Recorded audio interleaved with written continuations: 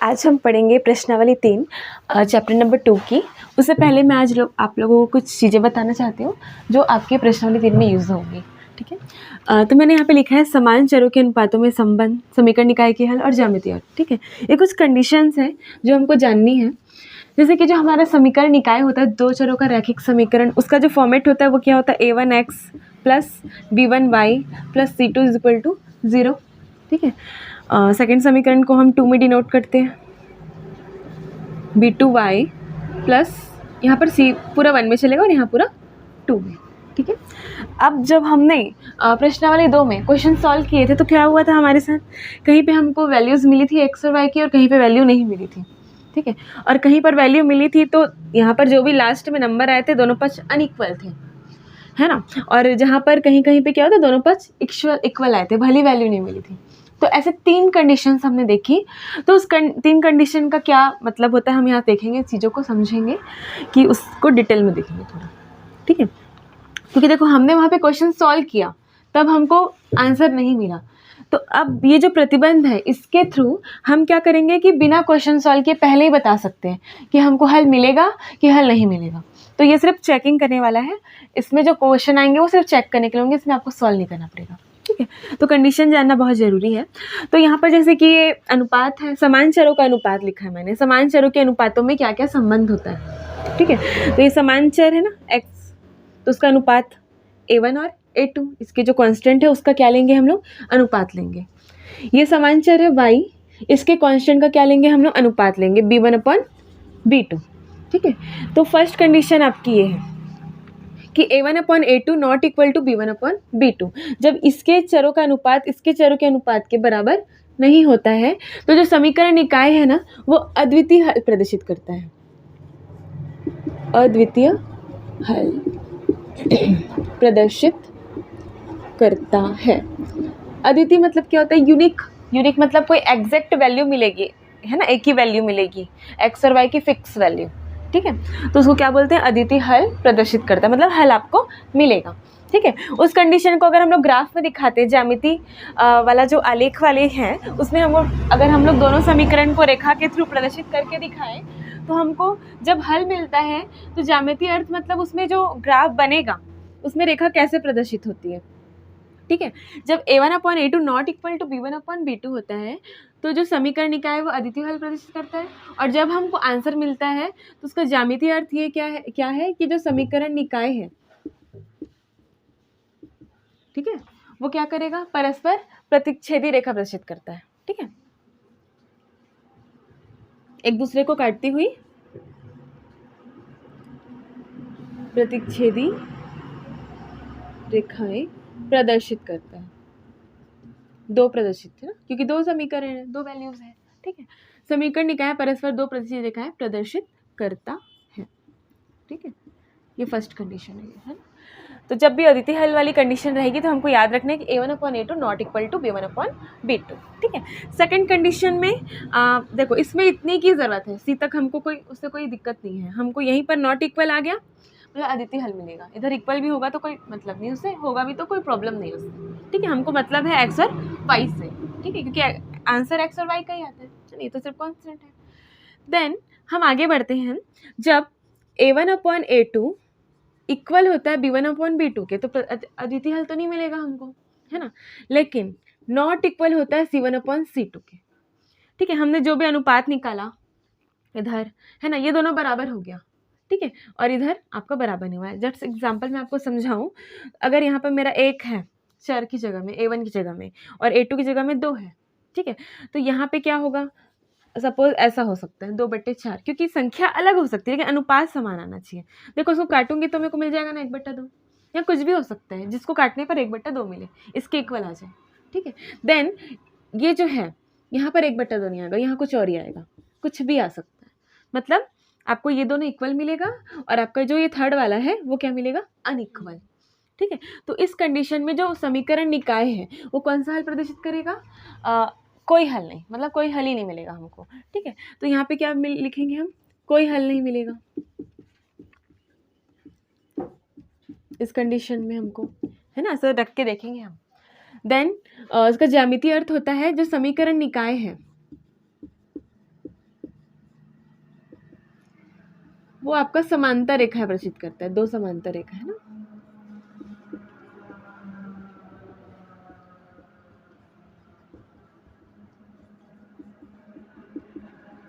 ठीक है, जब ये दोनों इक्वल हो और ये अनइक्वल हो तो हमारा जो समीकरण निकाय है वो समांतर रेखा प्रदर्शित करता है। जैसे कि हम लोग इसको समीकरण को अलग अलग वैल्यूज लेके जब यहाँ बनाएंगे, दोनों इक्वेशन की जो रेखाएं बनाएंगे तो हमको कुछ इस तरह की रेखाएं मिलेंगी। ठीक है, समांतर रेखाएं दो, क्योंकि देखो एक दूसरे को काट नहीं रही है तो एक्स और वाई की एग्जैक्ट वैल्यू हमको मिलेगी नहीं। जहाँ दो रेखाएं प्रतिच्छेद करती है वहां पे हमको एक्स और वाई के निर्देशांक मिलते हैं, वही एक्स और वाई का मान होता है। ठीक है, लेकिन यहाँ पे काट ही नहीं रही है तो मान मिलेगा ही नहीं। ठीक है, तो अलग अलग जा रही दोनों, समांतर है लेकिन। ठीक है, क्योंकि समांतर है, क्योंकि इसके कारण। देन थर्ड कंडीशन है आपकी a1/a2 equal to b1/b2 equal to c1/c2। जब क्या हो जाए, ये तीसरा वाला भी आपका सपोज यहाँ पे हो गया 4/8 है ना, मैं इसको काटूंगी तो क्या आएगा, 1/2 ही आएगा। तो इस कंडीशन में क्या हो गया, तीनों अनुपात 1/2 1/2 और 1/2 तीनों में सेम आ गया है ना। तो जब तीनों में इक्वल आ जाए तो भी हमको कोई हल नहीं मिलता है, लेकिन एक हल नहीं मिलता, बहुत सारे हल मिलते हैं। तो एक अद्वितीय हल नहीं है तो हम बोल नहीं सकते ना कि x की वैल्यू 1 है कि 2 है। ठीक है, इस कंडीशन में समीकरण निकाय के अद्वितीय हल मिलेंगे, कुछ ऐसा तरह का ग्राफ शो होता है। ठीक है, तो यहाँ लिख देते हैं हम, समीकरण निकाय क्या करेगा, अनंत अनेक हल प्रदर्शित करता है। अनंत अनेक,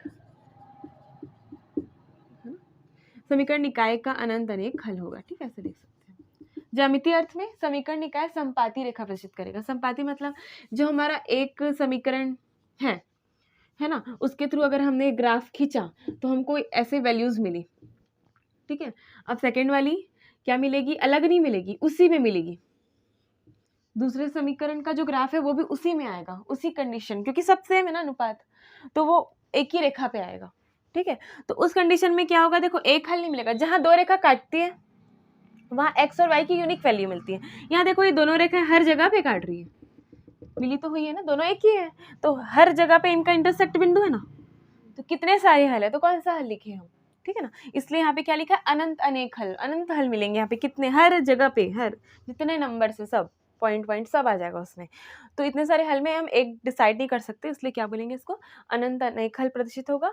और समीकरण निकाय कौन सी रेखा प्रदर्शित करेगा, संपाती, एक दूसरे में जो रेखा होती है ना, जो एक दूसरे को पूरी तरह ढक ले, वो रेखा क्या कहलाती है, संपाती रेखाएं कहलाती है। ठीक है, तो यहाँ पे हम लिखेंगे समीकरण निकाय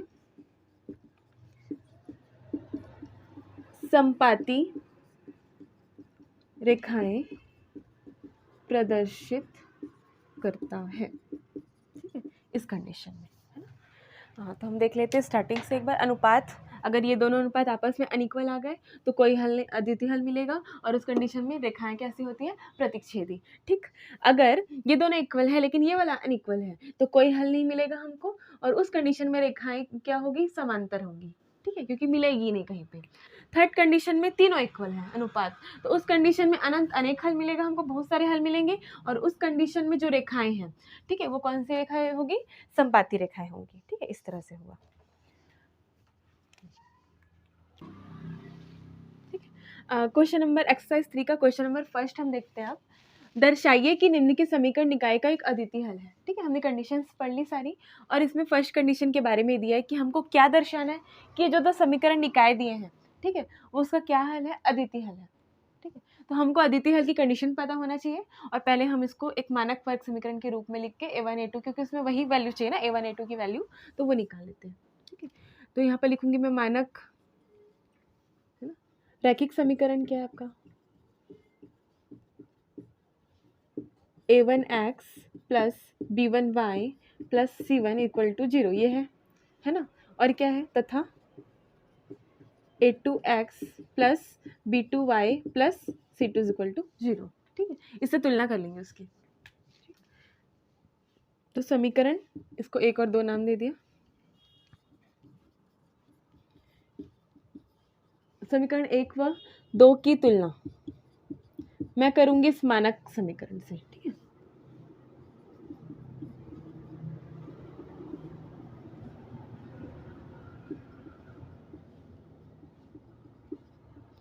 समीकरण 1 और 2 की तुलना इस मानक समीकरण से जब हमने की, तो देखो फर्स्ट वाला समीकरण में लेती हूँ पहले। क्या है इसका format, a1x plus b1y plus c1 is equal to 0। तो a1 की वैल्यू कितनी हो गई 3, x इसमें भी x इसमें भी है, तो a1 की वैल्यू क्या हो जाएगी 3, b1 की वैल्यू कितनी हो जाएगी 5 एंड c1 की वैल्यू, देखो ये इस पक्ष में है ना तो प्लस में है, ये इस पक्ष में आएगा तो क्या हो जाएगा माइनस हो जाएगा, तो यहाँ पर c1 की वैल्यू क्या हो जाएगी -12, ठीक है ना, क्योंकि मैंने इस तरह से लिखा ना फॉर्मेट तो ऐसा लिख सकते हैं। देन a2 की वैल्यू 5, ठीक, b2 की वैल्यू 3 एंड c2 की वैल्यू, इधर +4 इधर आके क्या हो जाएगा -4 है। अब समीकरण निकाय क्या हमको प्रदर्शित करना है कि अद्वितीय हल प्रदर्शित करता है, तो यहाँ पे लिखोगे समीकरण निकाय के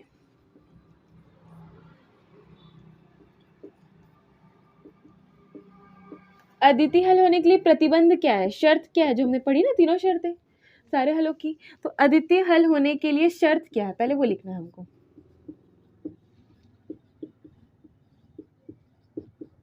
क्या शर्त है, a1/a2 not equal to b1/b2, equal नहीं होना चाहिए, ठीक है, तो हमको देखना है इक्वल है कि नहीं है। तो मैंने यहाँ पे रख दी value 3/5 not equal to b1/b2 5/3, इसी से देखो 3/5 कभी भी 5/3 के इक्वल नहीं हो सकता, जस्ट अपोजिट है, ठीक है ना, तो हमको ये कंडीशन सत्य मिल गई। तो अब ये हम दर्शा दिए ना, यही तो दर्शाना था रख के, तो यही हम दर्शा दिए, तो इसको लिख देंगे अतः समीकरण निकाय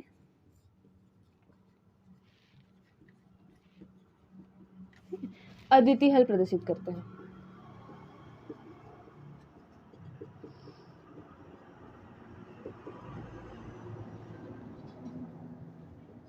ठीक है, एक बार देख लेते हैं, दो समीकरण जो भी आपको दिए रहेंगे उसको लिखना है। देन हमारा मानक रैखिक समीकरण इस फॉर्मेट में होता है a1x plus b1y plus c1 is equal to 0, a2x plus b2y plus c2 is equal to 0। Then उसकी तुलना कर लिया हमने समीकरण 1 और 2 से, जिससे हम a1 a2 की तुलना करके वैल्यूज़ को यहाँ पर निकाल लिया, और फिर प्रतिबंध को लिखा जो कि इस तरह है a1/a2 not equal to b1/b2, इसको आपको ध्यान में रखना पड़ेगा। बस फिर क्या है, इसमें मान रख दिया हमने, देन हमको इक्वल नहीं मिला। अगर इक्वल आ जाता तो ये अद्वितीय हल प्रदर्शित नहीं करता, लेकिन ये इक्वल नहीं आया, तो ये क्या है अद्वितीय हल प्रदर्शित करता है। नेक्स्ट आगे